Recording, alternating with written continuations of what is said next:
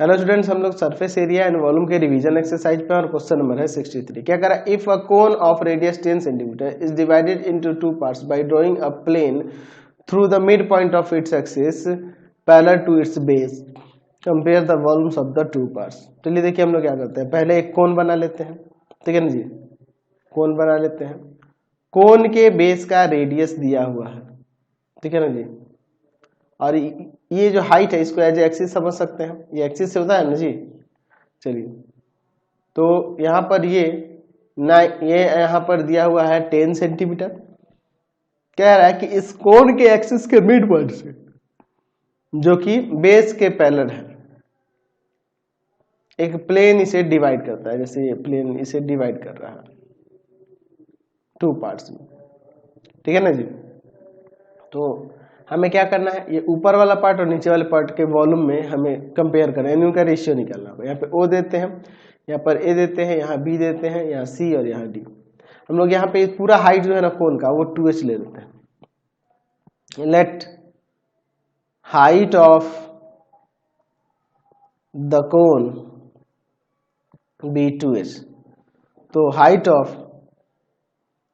Of small कोन क्या हो जाएगा, स्मॉल कोन का हाइट h हो जाएगा, क्योंकि मिड पॉइंट से इसको काटा जा रहा है, हमें पहले इसके मिड पॉइंट से काटा एक्सिस के।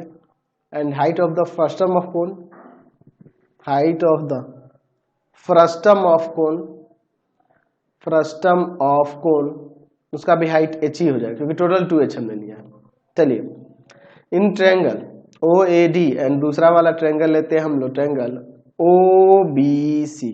इस छोटे वाले में पूरा बने। तो यहाँ पे एंगल OAD इक्वल टू में एंगल OBC हो जाएगा, 90 होगा ना यहाँ पे भी, इच 90। और एंगल AOD इक्वल टू में एंगल BOC, ये आपका कॉमन है। AOD और BOC एक ही बात है, इसी एंगल की बात हो रही है, तो ये कॉमन है। तो ट्रायंगल सिमिलर नहीं हो जाएगा, ट्रायंगल OAD सिमिलर हो जाएगा ट्रायंगल BOC के एंगल सिमिलरिटी से, एंगल सिमिलरिटी से। तो जब ये सिमिलर हो गया तो इसके कॉरस्पॉन्डिंग साइड्स का रेशियो इक्वल नहीं हो जाएगा जी। चलिए बिल्कुल हो जाएगा। तो यहाँ पे OA बाई में OB, ये OBC लिख रहा है यहाँ, ठीक है ना जी। यहाँ OA बाई में OB इक्वल हो जाएगा किसके, आपका AD बाई में BC के हो सकता है।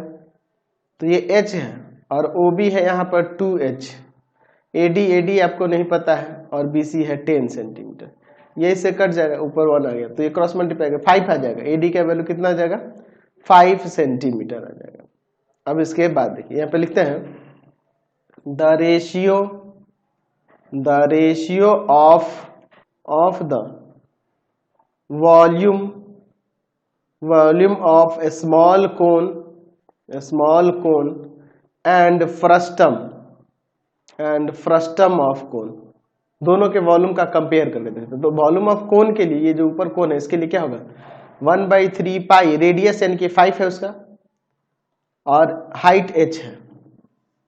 नीचे वाले के लिए 1/3 पाई R1 स्क्वायर यानी कि 5 का स्क्वायर, R2 स्क्वायर यानी कि 10 का स्क्वायर, R1 R2 5 इंटू 10 और इंटू में हाइट h ही है इसमें भी, ठीक है ना जी। तो 1/3 पाई ये कट जाएंगे, h भी कट जाएगा। तो ऊपर देखिए 5 का स्क्वायर 25, नीचे देखिए 25, ये 100 और ये 50।